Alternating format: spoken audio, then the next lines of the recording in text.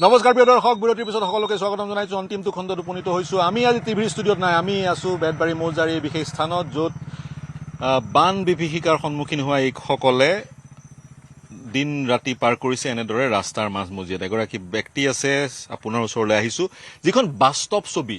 গুৱাহাটীত কৈ দিয়া হয় সাহায্য পাই আছে, সকলোৱে পাই আছে ইত্যাদি ইত্যাদি। যিখন বাস্তৱ ছবি, এওঁৰ যিখন ট্ৰেক্টৰ আছিলে পানীত ডুবি, এতিয়াও পানীত ডুবি আছে। ট্ৰেক্টৰ মেচিন বেয়া হৈ যাব।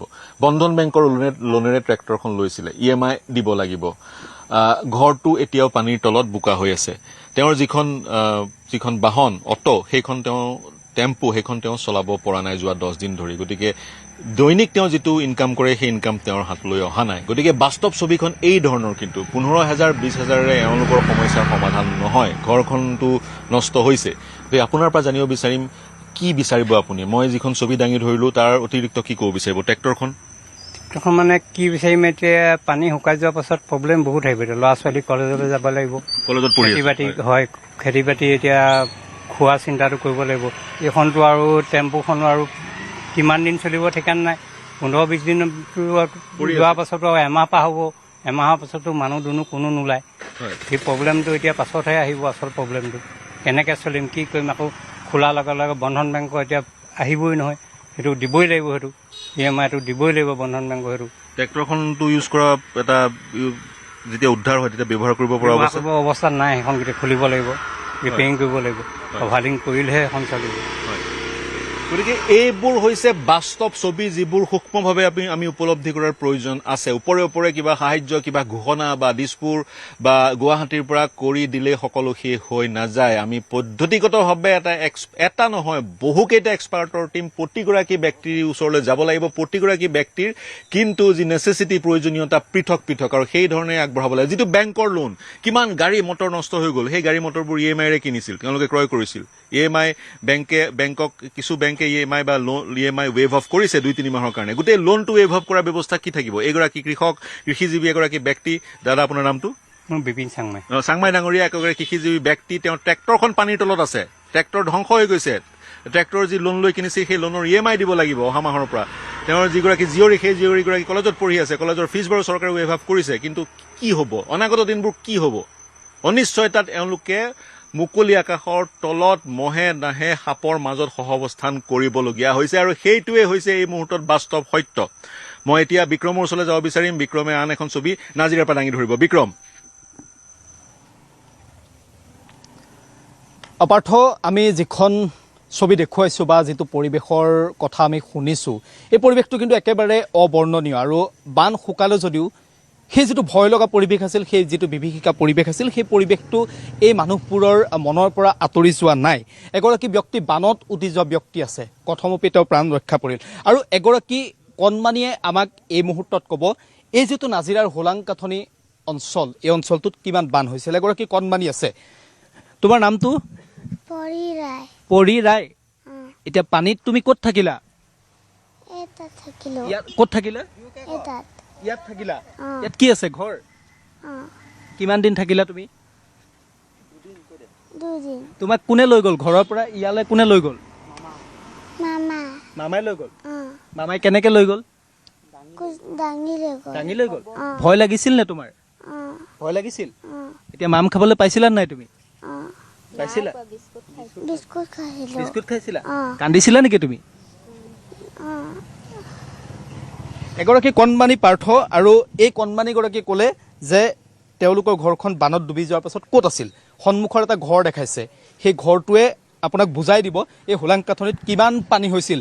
প্ৰভাস কেমেৰা ঘূৰাব লাগে। এই যিটো ঘৰ আপুনি দেখা পাইছে, এই ঘৰটোৱেই এই হোলাংকাথনি অঞ্চলৰ প্ৰায় 100তকৈ অধিক লোকৰ জীৱন ৰক্ষা কৰিলে। যেতিয়া বান আহিল, বান অহাৰ লগে লগে প্ৰায় সকল মানুহে ইয়ালৈ তেওঁলোকে ঢাপলি মেলিলে। ইয়াত প্ৰায় শতাধিক লোকে তেওঁলোকে ইয়াত উঠিল, আৰু ইয়াত উঠি তেওঁলোকে নিজৰ জীৱনটো ৰক্ষা কৰিলে। এজন ৰিয়েল হিৰো আছে, সেই ৰিয়েল হিৰোজনৰ সৈতে আমি কিছু মুহূৰ্ত পূৰ্বে কথা পাতিলোঁ। আৰু ইয়াত পানী কিমান আছিল সেই পৰিমাণটো যদি আমি অকণমান দেখুৱাই দিওঁ, এই যিখন দেৱাল আপুনি দেখা পাইছে, এই যিখন দেৱাল ৰাস্তাৰ পৰা যদি আপুনি চাই, এই দেৱালখন প্ৰায় 10 ফুট। এই দেৱালখন পাৰ কৰি পানী হৈ গৈছিল। গতিকে মানুহে কেনেদৰে জীৱন ৰক্ষা কৰিব, সেই চিন্তাটো কিন্তু অতি ভয়াৱহ। এগৰাকী ব্যক্তি আছে বানত উটি যোৱা। দাদা, বাণীত উটি গৈছিলে আপুনি? উঠি গৈছিল মানে মোক মানে দাদা এজন আছিলে ঘৰত, তেওঁ চুগাৰ, তাৰপৰা চুগাৰ জ্বৰ হ'ল, মোক ক'লে ভাইটি ক'ত আছ, মোক ফোন কৰিলে, মই বোলো ঘৰতে আছোঁ, বোলে নবৈ ক'লে বৈচোন দাদাক লৈ যাওঁ মেডিকেল, মই লৈ গ'লোঁ দাদাৰ লগত মেডিকেল, মানে বেটেৰী ভাড়া কৰি পিনি নবৈ বেটেৰী ভাড়া কৰিলে লৈ গ'ল, তেওঁক মানে মেডিকেল লৈ গৈ ক'লে এনেকৈ দৰৱ চৰৱ লিখি দিলে, লিখি গৈ ক'লেগৈ ইয়াত একো নাপায় বোলে আপোনালোকে অকণমান নাজিৰালৈ যাওক বোলে, তাত বোলে দৰৱ বেজী লৈ ল'ব। তাৰপৰা গ'লোঁ আমি, তাৰ গৈ আছোঁ তাই মোৰ লগৰে হয় মানে, তেওঁ মোক দাদা বুলি মানে তাৰপৰা মোক ক'লে দাদা মই হেৰি মোৰ মানুহজনী আপোনালোকে মোক বচাওক বুলি ক'লে, মানে মোৰ ভাল চিনাকি মানে। কোন ঠাইত সেইটো আপোনাৰ গেলেকী হাই কিনাৰ তল হাই কিনাৰ বুলি কয়। তাৰ মই দাদাক ক'লোঁ কি তহঁতি থাক বোলো, মই সেই দুজন মানুহ এনেকৈ ফচি আছে, মই বচাব যাওঁ। মোৰ বাইকখন লৈ গ'লোঁ, বাইকখন লৈ তেওঁলোকক দুজনক মই বচাই আনিলোঁ। ইমান পানীত বাইক মই ভৰাই দিওঁ, তথাপি মই চিন্তা কৰা নাই যে মই যে উঠি যাম বা তাহাঁতক হেৰি কৰিম বুলি, মই মানে তাহাঁতৰ জীৱনটো বচাম, তেতিয়া মোৰ জীৱনটো বাচিব। মই সেনেকৈ আহিলোঁ তাৰপিছতে মোক আধা ৰাস্তাত মানে প্ৰায় মই মেজেঙা পালোঁহি। মেজেঙা পাওঁতে মানুহজনীয়ে মোক ফোন কৰিছে যে আপুনি ক'ত আছে? মই ক'লোঁ মই আহি আছোঁ, আপুনি য'তে থাকক মোক ভালে থাকক বোলে, আমাৰ কাৰণে চিন্তা কৰিব নালাগে। তাৰপৰা মোৰতো ভয়টো আৰু সোমাই গ'ল। তাৰপৰা মই ক'লোঁ কি হ'ল, আমাৰ ইয়াত বোলে বহুত পানী, আমি উঠি যেনে তেনে আমাক বচালে। তাৰ মই চিন্তা কৰিছোঁ কি ইহঁতক মই কেনেকৈ বচাম, মোৰ ল'ৰা দুটা, মাইকী মানুহ আৰু মোৰ মা আছে, তাৰপৰা মোৰ পৰিয়ালটো বহুত আছে বাৰু। আপুনি পানীত কেনেকৈ উঠিল? তাৰপৰা মই মানে কি কৰিলোঁ, মোৰ বাইকখন তাহাঁতক নমাই পিনি মোৰ বাইকখন পেলাই দিলোঁ। মোৰ বাইক মই চিন্তা নাই কৰা, বাইকখন পেলাই মই দৌৰ মাৰি আহি আছোঁ। প্ৰায় ইমানটো পানী, তাৰ 2 ছেকেণ্ড হৈ আছে, 1 ছেকেণ্ড হৈ আছে, পানী প্ৰায় এনেকৈ বাঢ়ি গৈ আছে। ইমানটো যেতিয়া পাই গ'ল, তেতিয়া মই এই পুল এখন আছে, পুলখনত মানে এনেকৈ বাউণ্ডেৰী ৱাল আছে, বাউণ্ডেৰী ৱাল ফেঞ্চিং দি থোৱা আছে। তাৰপিছত মই উঠি গ'লোঁ, উঠি গৈ মোৰ মোবাইলটো আছে, কিন্তু মানুহজনে মোক ফোন কৰি আছে। তাৰপিছত মই কৈছোঁ মই গৈ আছোঁ, চিন্তা নকৰি মই তহঁতক বচাম, এনেকৈ কৈছোঁ। তাৰপৰা মই যেতিয়া মানে উঠি গৈ পিনি বাউণ্ডেৰী ৱালটো যেতিয়া পোষ্টটো ভাঙি পৰি গ'ল, মইতো সাঁতুৰিব জানো, মইতো চেষ্টা কৰিছোঁ মই বাচিমেই। তাৰপিছত মই কি কৰিলোঁ, এনেকুৱা পোষ্ট আছিলে, প্ৰায় পোষ্টটোৰ পৰা ওপৰলৈ গৈ আছোঁ, মই 10 ফুট ওপৰলৈ গ'লোঁ। মোবাইলটো এনেকৈ ধৰি থৈছোঁ, হাতত মানে গাবুনা মাৰি ধৰি থৈছোঁ। তাৰ মই ফোন কৰি আছে, মই চিন্তা নকৰি মই গৈ আছোঁ। লাষ্টত মই দেখিলোঁ ডিঙি ইমানটো পানী, তাৰ মই লাষ্টত দেখিলোঁ মোৰ উপায় নাই বাচিবলৈ। উপায় নোহোৱাতে মানুহজনীক কৈছোঁ তহঁতি ৰছী লৈ মোক বচা, মোক কৈছোঁ মই। কি কৈছে আপোনালোকক? মোক ক'লে তই ৰছী লৈ কিবা এটা কৰি উপায় কৰি ৰছী লৈ বুলি ক'লে। তাৰপৰা মই কি কৰিম, মই ওপৰতে সিহঁতি কাপোৰ মেলা ৰছী আছিলে, মই ধুমধাম খুলিলোঁ আৰু ৰছীডাল খুলি পেলাই মই গৈছোঁ। চবৰ নিজৰ দিয়া চবৰ মৰম দেই। তাৰপৰা মই নামি গৈছোঁ, লগত মোৰ ডাঙৰ ল'ৰাটো নামি গৈছে, ক্লাছ 9ত পঢ়ে সি নামি গৈছে, মোৰ দেৱৰটো আছে এওঁতকৈ পিছৰটো, সিও গৈছে। তাৰপিছত সি এই প্ৰায় নাৰিকল গছজোপা পাৰ হৈছে, মোক কৈছে আৰু নোৱাৰোঁ আগলৈ যাবলৈ। তাৰপৰা আমি দুটাই গৈছোঁ, এইফালে মাক পুতেক গৈছোঁ, দেৱৰটো আগে গৈছে। সি কৈছে নোৱাৰোঁ, তই আৰু এবাৰ ফোন কৰ। মই ক'লোঁ মই নাই, মোৰ মানুহটো বিপদত আছে, মোক ৰছী বিচাৰিছে, তাৰ হাতত ৰছী লৈ লৈছোঁ মই, মোৰ মানুহজনী বিপদত পৰিছে, মই যাম বোলে। তাৰপিছত সি কৈছে তই নোৱাৰ বোলে, সি যদি আছে যদি সি আকৌ এবাৰ ফোন কৰি চা, এনে কৈছে। তাৰপৰা ফোন কৰিলে, এওঁ কৈছে বোলে মোক বেটলেন দুটাই বচালে নে কোনে বচালে নাজানো। পাৰ্থ, এয়াই হৈছে পৰিৱেশ। এয়া পতি পত্নীৰ বৰ্ণনা আপুনি শুনিলে। পতি বানত উটি গৈছিল আৰু এটা কাৰেণ্টৰ বিদ্যুতৰ খুঁটাত প্ৰায় 10 ফুট ওপৰলৈ উঠি গৈ নিজৰ জীৱনটো ৰক্ষা কৰিছিল। আৰু তাৰ পাছত হাতত থকা মোবাইল ফোনটো এৰি দিয়া নাছিল আৰু এইগৰাকী পত্নীক ফোন কৰিছিল যে মোক বচা, মোক উদ্ধাৰ কৰ, মোক উদ্ধাৰ কৰিবলৈ ৰছী লৈ আন। এয়াই আছিল বানৰ ভয়াৱহতা। পাৰ্থ, আমি আপোনাৰ ওচৰলৈ গৈছোঁ পুনৰ। শেষৰটো অংশত উপনীত হৈছোঁ। এগৰাকী যুৱক আছে, আপোনাৰ ওচৰলৈ যাম। কি নাম আপোনাৰ? দেৱজ্যোতি চাংমাই। কি কৰি আছে আপুনি? মই বৰ্তমান ঘৰতে। এতিয়া কওকচোন, কাৰণ বা সাহায্য দি আছে, কাইলৈ পৰহিলে সাহায্যৰ খাদ্য আপোনালোকে খাই আছে, জীৱনটো আৰম্ভ কৰিব লাগিব। ঘৰ এখন আছে, যি ঘৰখনত এতিয়া পানী বোকা, গতিকে কিদৰে আৰম্ভ কৰাৰ পৰিকল্পনা বা সেই জীৱনটো বা ঘৰখন, সপোনৰ ঘৰখন আকৌ আৰম্ভ কৰিবলৈ কণমানিজনী কিদৰে এইদৰে হ'বলগীয়া হৈছে মুকলি আকাশৰ তলত। যি কি নহওক, কি সাহায্যৰ প্ৰয়োজন হ'ব, দাবী কি? সাহায্য মানে এতিয়া চাবলৈ গ'লে ঘৰৰ আচবাবটো একো বচাব নোৱাৰিলোৱে। আপোনাৰ যি ধান আছিলে, ধৰক কাপোৰ কানিৰ পৰা আদি কৰি চবটো শেষেই, অকল মানে মানুহকেইজন বাচিব পাৰিলোঁ।